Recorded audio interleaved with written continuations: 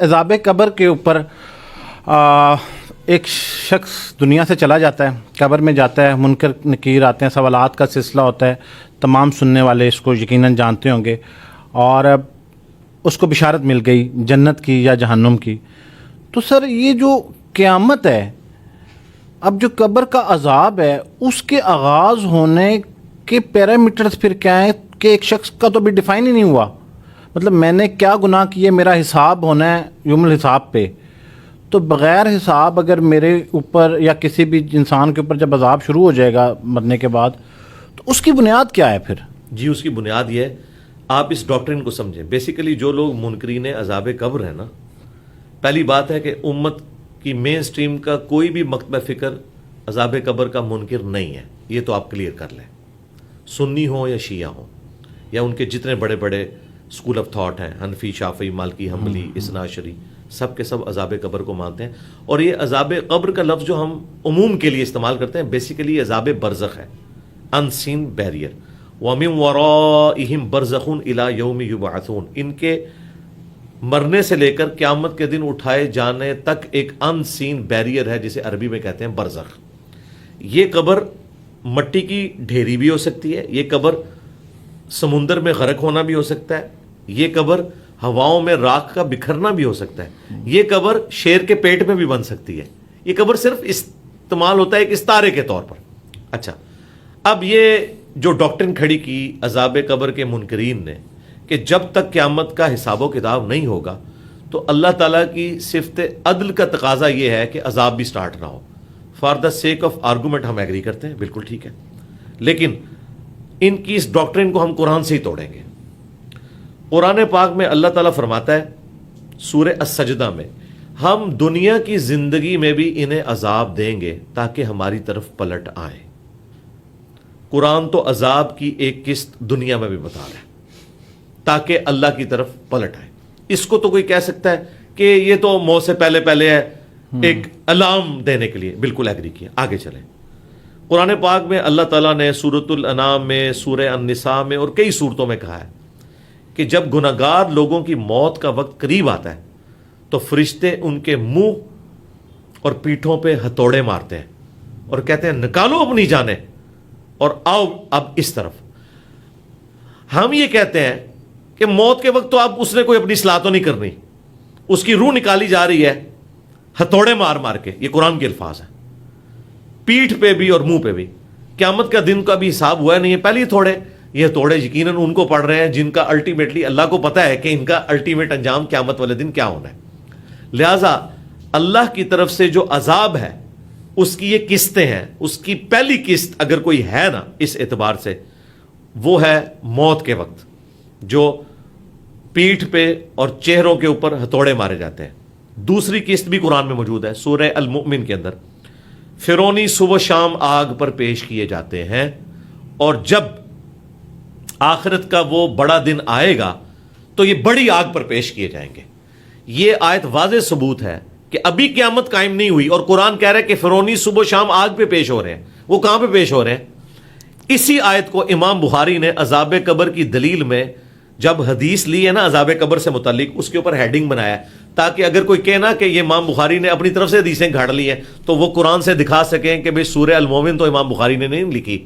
سورہ المومن کے اندر سورت نمبر 40 میں آیا کہ فرعونی صبح و شام آگ پر پیش کیے جاتے ہیں اور جب قیامت کا دن آئے گا تو بڑے عذاب میں وہ جائیں گے. اب وہ کس آگ پہ پیش ہو رہے ہیں؟ قرآن تو کہہ رہا ہے پیش ہو رہے ہیں. یہ وہی آگ ہے جس کو آپ عذاب قبر کہہ لیں، عذاب برزخ کہہ لیں.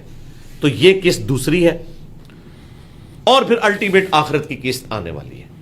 اب اس میں ٹیکنیکل کوسچن سائنٹیفک یہ ہو سکتا ہے کہ ایک بندہ آج سے 10,000 سال پہلے فوت ہوا، بالکل، اور ایک قیامت سے ایک دن پہلے فوت ہوا. ہاں جی، اس کا جواب ہم دیتے ہیں. ہاں جی، یہ کیلکولیشن کرنا اللہ کا کام ہے. اللہ تعالیٰ کسی شخص کے ساتھ ایسا بھی کر سکتا ہے کہ اس کے ایک دن کو اس پہ اس طرح طاری کرے کہ وہ 10,000 سال کے اوپر بھاری ہو جائے.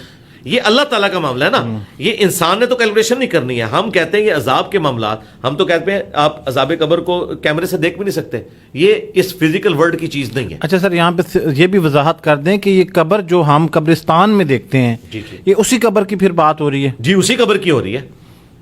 تو پھر سر اگر ایک شخص کسی بھی حادثے کی وجہ سے جی اس کی قبر وہ ہے. میں نے وہ پہلے کلیئر کر دیا. یہ جو میں دھوکہ دیتے ہیں نا کہ جی یہ مٹی کی ڈھیری, جی یہی مٹی کی ڈھیری. کیوں؟ صحیح مسلم میں حدیث ہے, حضرت عمر بن عاص کی موت کا وقت جب قریب آیا, بڑی لمبی حدیث ہے, 321 نمبر مسلم شریف میں شروع میں ہے, انہوں نے اپنے بیٹے کو نصیحتیں کی. اینڈ پہ انہوں نے کہا کہ جب میں مر جاؤں میری قبر پہ دفنانے کے بعد اتنی دیر بیٹھے رہنا جتنی دیر ایک اونٹ کو نہر کر کے اس کا گوشت تقسیم کیا جاتا ہے, تاکہ میں اپنے رب کے آئے ہوئے فرشتوں کو جوابات دوں اور مجھے استقامت ہو. صحابہ کرام کا یہ عقیدہ تھا کہ اسی قبر میں عذاب ہوتا ہے. اچھا وہ آپ دیکھ نہیں سکتے, وہ تو آیا کہ قرآن کی مجلس کو فرشتوں نے ڈھانپا ہوا ہے, ہم بھی یہاں قرآن کی بات کریں, کدھر ہیں فرشتے؟ ہمیں نظر نہیں آئیں گے. یہ فزیکل ورلڈ کی چیز نہیں ہے, عذاب قبر فزیکل ورلڈ کی چیز نہیں ہے. پتھر کے اندر آگ موجود ہوتی ہے لیکن آپ کو نظر تو نہیں آتی, وہ تو آپ رگڑتے ہیں تو باہر نکلتی ہے نا.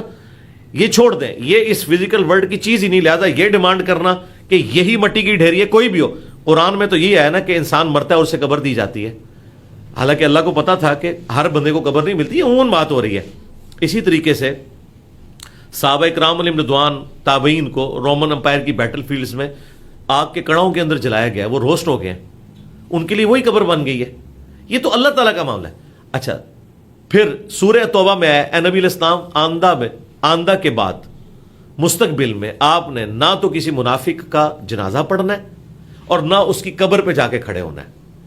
تو یہ جو قبر والا معاملہ چل رہا ہے اللہ تعالیٰ نے اسے بڑی امپورٹنس دی ہوئی ہے. تو سر جب قیامت کے دن حساب ہوگا تو یہ پھر کوئی اس کی کہاں کوئی وضاحت اللہ نے کیلکولیشن کرنی ہے نا جی, کہ کتنا مائنس ہو گیا, کتنا رہ گیا. اچھا چلے قیامت میں بھی آ جائے, قیامت میں بھی 50,000 سال کا دن ہے, قرآن میں ہے 50,000 سال کا. اب آپ مجھ سے اگر یہ پوچھیں کہ انجینئر صاحب جس کا حساب پہلے دن پہلی گھڑی میں ہو گیا وہ تو ٹھیک ہے, تو جس کی آخری میں, تو پھر آپ کیا جواب دیں گے؟ کیا قرآن کو وائلیٹ کرنا شروع کر دیں گے؟ آپ کہیں گے کہ بھائی قرآن میں آیا ہوا ہے, میں اس کو اسی طریقے سے مانتا ہوں. اب شکر ہے کہ یہ قرآن میں آیا ہوا ہے, یہ حدیث میں آیا ہوتا تو اس کو بھی تختہ مشلوں نے بنا لینا تھا. سر جن کو جنت کی بشارت ملی ہے وہ پھر جنت والی تمام چیزیں ان کو ملنا شروع ہو جائیں گی؟ سرکار یہ آپ کی کیلکولیشن ہے ہی نہیں ہے, نہ یہ پیکج آپ نے آفر کرنا ہے, نہ یہ پیکج گورنمنٹ نے آفر کرنا ہے, نہ امریکہ نے دینا ہے, نہ IMF نے دینا ہے, یہ اللہ نے دینا ہے. یہ اللہ کو پتا ہے کہ وہ آخرت کی کیفیت کیا ہے. ہمیں تو ایک دھندلا سا تصور بتایا گیا ہے, ہمیں تو یہ بھی بتایا گیا ہے بخاری مسلم میں کہ 7 قسم کے لوگوں کو اللہ کے عرش کا سایہ نصیب ہو جائے گا قیامت والے دن میدان محشر میں. ان کی جنت وہیں سے شروع ہو جائے گی. جب اللہ کے عرش کا سایہ مل گیا آپ کو, پھر میدان محشر میں ہونے والے سارے کے سارے کام وہ آپ کے لیے ایک اس تماشائی کے مانند ہے جو پیویلین میں ایئر کنڈیشن کمرے میں بیٹھ کے پسینے میں شرابور کرکٹر کی بیٹنگ دیکھ رہا ہے. وہ کیفیت صرف کرکٹر گزار رہا ہے, وہ تو بیٹھا ہوا ہے ایئر کنڈیشن کمرے میں.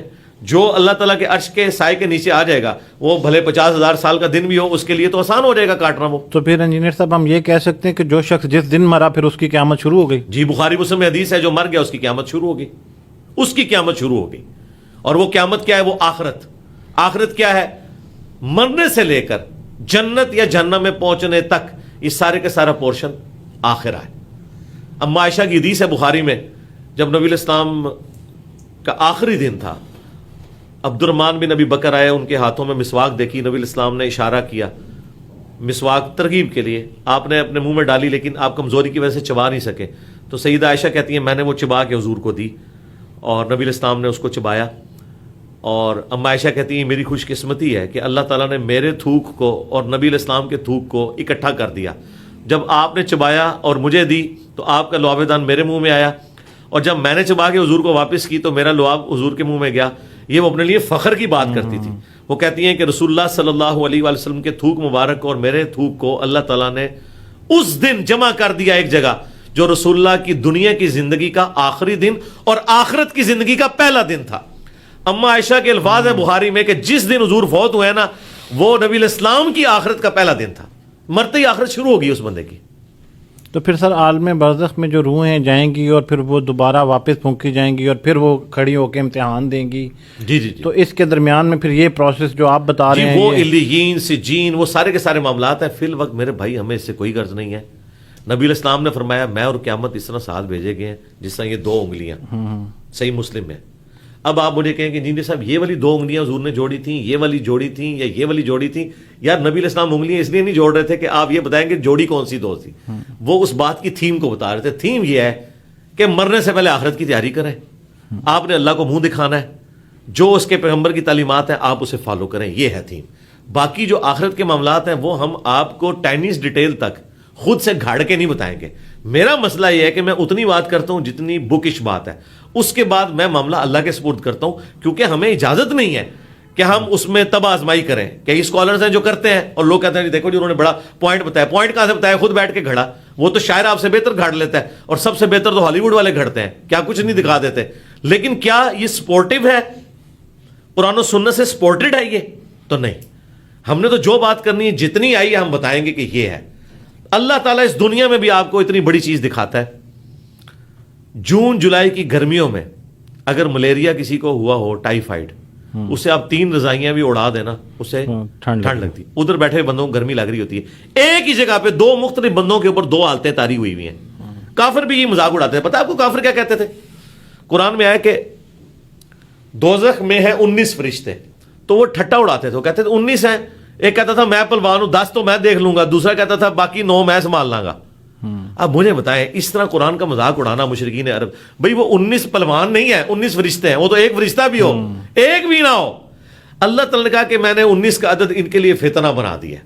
وہ فتنہ ایسا بنا، اس پر کافروں کے لیے بنا. آج تک لوگ 19 کی کیلکولیشن کر رہے ہیں، جی بسم اللہ کے 19 حروف ہیں، ٹھیک ہے ہوں گے، اور پوری پوری 19 کے اوپر کتابیں لکھ دی ہیں لوگوں نے. ٹھیک ہے، تو یہ 19 کا عدد ایک فتنہ ان لوگوں کے لیے بنا. اس زمانے میں انہوں نے یہ باتیں کرنی شروع کر دی. اچھا پھر یہ بھی باتیں کرتے تھے کہ قرآن میں آیا نا کہ ہم ان کو بھی اور ان کے معبودوں کو بھی جہنم میں پھینکیں گے. تو پتہ کیا کہا مشرکین عرب نے؟ انہوں نے کہا ٹھیک ہے پھر جیزس کرائسٹ بھی جہنم میں جائیں گے، کیونکہ عیسائی ان کو پوجتے ہیں، کرسچنز. اب اس کا جواب پھر اللہ کو قرآن میں دینا پڑا. اللہ نے فرمایا سورہ زخرف میں کہ عیسیٰ ابن مریم کی جو مثال انہوں نے بیان کی ہے نا، تو صرف یہ جو ہے وہ ایک جھگڑا کرنے کے لیے کر رہے ہیں. وہ تو اللہ کے نیک بندے تھے، ان کا کیا لینا دینا اس شرک کے ساتھ جو لوگوں نے ان کی طرف منسوب کیا. اللہ کو بھی ریبٹل کرنا پڑا ہے، ریپلائی ٹو کرنا پڑا ہے. حالانکہ اللہ کی بات پرفیکٹ تھی. ہمیں یہ اللہ تعالیٰ ریپلائی نہ بھی کرتا نا، تب بھی ہم نے لوگوں سے کہنا تھا کہ اگر قرآن میں آیا نا کہ ان کے جھوٹے معبود بھی جہنم میں جائیں گے، یعنی بت بھی. اور وہ بت جہنم میں اس لیے نہیں جا رہے کہ بتوں کو عذاب ہو رہا ہے، بتوں کا کیا قصور ہے، صرف ان کی حسرت میں اضافہ کرنے کے لیے کہ ہم انہیں پوچھتے تھے یہ بھی ہمارے ساتھ جہنم میں ہے. تو عیسیٰ ابن مریم تو نہیں جائیں گے نا.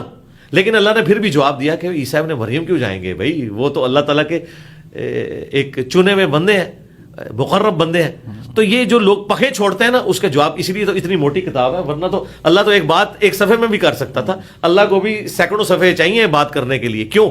کیونکہ شیطان نے اتنے اپنے ایجنٹ چھوڑے ہوئے اور اپنی ایسی غلط تعلیمات پھیلا دی ہیں، انہیں ریبٹل کرنا پڑتا ہے.